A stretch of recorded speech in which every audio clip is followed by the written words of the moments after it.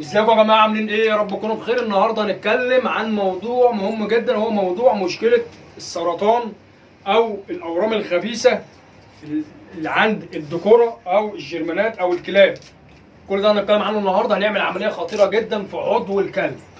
لو انت اول ما تشوفنا النهارده يا ريت تشترك وتفعل زر الجرس للكل عشان يوصلك انت اول كل جديد. ويا ريت يا جماعه نكتر من لايك عشان اللايك بيفرق معانا في الفيديو.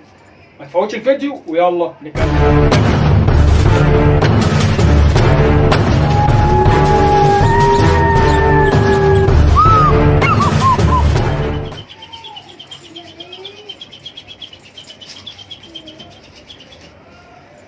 السلام عليكم ورحمة الله وبركاته. معاكم ابو مصطفى من قناتكم فيروس كلاب القاهرة. تحياتي ليكم، تحياتي للناس المشاركة معايا القناة، تحياتي لجميع مربين الكلاب وغات الكلاب في مصر والوطن العربي. تحياتي للجميع، رب تكونوا بخير. رجعنا لكم من جديد بفيديو جديد.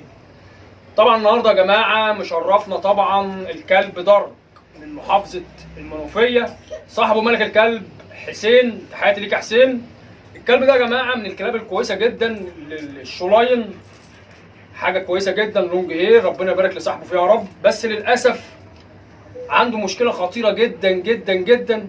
وطبعا اللي بيفهم بيريح. حسين لف بالكلب ده عند دكتور واتنين علشان يعالجه، للاسف ما عرفش يعالجه، او مش للاسف اللي هو كمان ما عرفش هو، للاسف الدكتور قال له ما عندناش علاج ليه وما ينفعش نعمل له عمليه لان مش هنعرف نعمل له العمليه.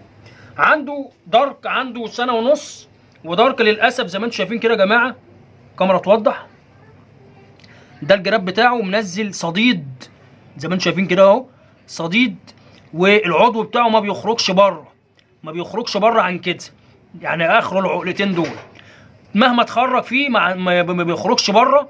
حتى هو استعان بصديق ليه وقطع له الجراب حته كده بسيطه، بحيث كانوا فاكرين ان الجراب ضيق، انما للاسف ان الكلب عنده زي ما انتم شايفين اهو كوره هنا في النص اهي، ده اهو ده ورم سرطاني زي ما انتم شايفين كده اهو. تعالى كده الكاميرا توضح اهو، الكوره دي الترمسيه دي هي دي اللي ما بتخرجش العضو للاخر، لان طبعا بتزق فيها اهي اهي زي ما انتم شايفين اهي مكلكعه اهي. ده سرطان في العضو الذكري بتاع الكلب زي ما انتم شايفين، حتى العضو مدمم وكله صديد ملزق.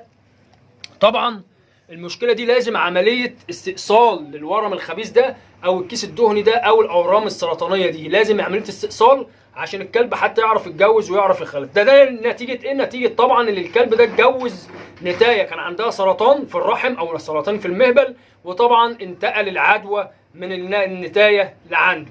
طبعا الكلب ده زي ما انتم شايفين كده لازم يتعمل له عمليه. طبعا حسين راح بيه لناس كتير جدا علشان ودكاتره علشان اللي هو يقدر يعمل له العمليه. قالوا له العمليه دي مش هتنفع تتعمل لان طبعا مش عارفين اللي هم يقدروا يعملوها، لان طبعا عمليه خطيره جدا، دي كلها اوعيه دمويه وحاجات. طبعا لازم اللي انت تكون عندك الخبره والحرص الزياده عن اللزوم في التعامل في الحالات دي، لان ده كله ده اورده وحاجات. لو انت عملت مشكله في الاورده دي او قطعت بالمشرط وانت مش عارف بتعمل ايه، هتموت الكلب في اللحظه في التو. طبعا ان شاء الله بامر الله حبينا نعرفكم دارك. طبعا ان شاء الله بامر الله عمليه من العمليات الخطيره جدا، بس ان شاء الله بامر الله بقى ثقه في ربنا، ان شاء الله بامر الله هنقدر نعملها ونعديها، لان طبعا احنا عملنا عمليات كتير جدا وعدينا بيها بر الامان. ان شاء الله بامر الله دعواتكم معانا لدارك، وتابعونا بحلقات دارك الايام الجايه ان شاء الله بامر الله عشان نعرفكم دارك هيكون ايه نظامه معانا. وفي العمليه حتى دارك عنده هنا فطريات اهو، فطريات في وشه، والكلب خاسس زي ما انتم شايفين، معضم اهو، كلب معضم ما بياكلش كتير زي ما انتم شايفين، والشعريه بتاعته مقصفه اهو زي ما انتم شايفين. هو كلب محترم جدا بس للاسف عليه شويه تراب، وطبعا المشكله اللي عنده دي طبعا مشكله خطيره جدا، بتعمل له طبعا اكيد سد شهيه وحاجات والكلام ده كله. ان شاء الله بامر الله تابعونا بحلقات دارك، والعمليه هننزل لكم العمليه في قريب اول ما هنعملها ان شاء الله بامر الله، وخطوات العمليه ان شاء الله. تحياتي للجميع، اشوفكم على خير، والسلام عليكم ورحمه الله وبركاته.